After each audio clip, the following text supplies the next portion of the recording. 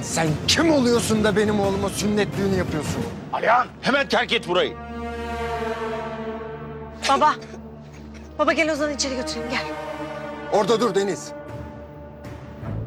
Sen bu rezalete nasıl göz yumuyorsun be? Ha? Sen de eğer meraklıysan git kendi oğluna babalık yap. Yosef'e.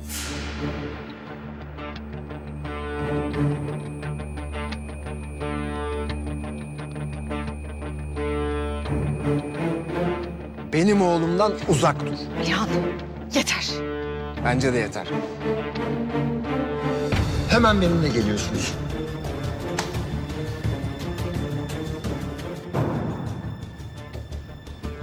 Çek elini ondan.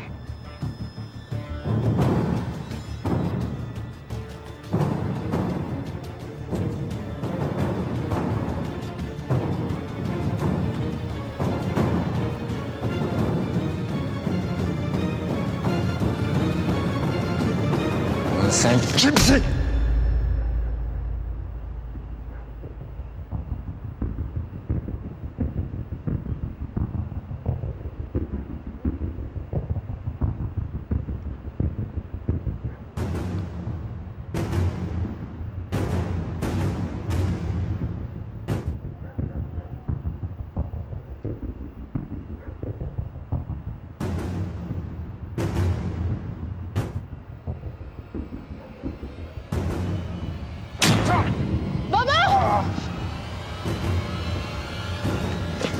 Ya yeter artık.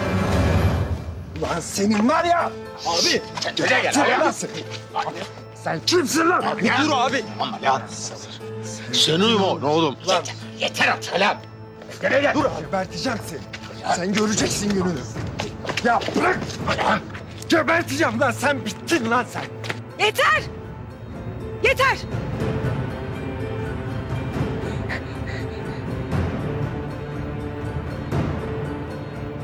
Ozan, oğlum bir şey yok.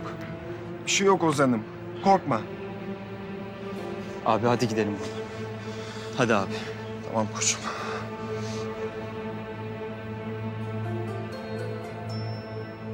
Baba. Sonra görüşürüz kızım. Merak etme benim de zaten.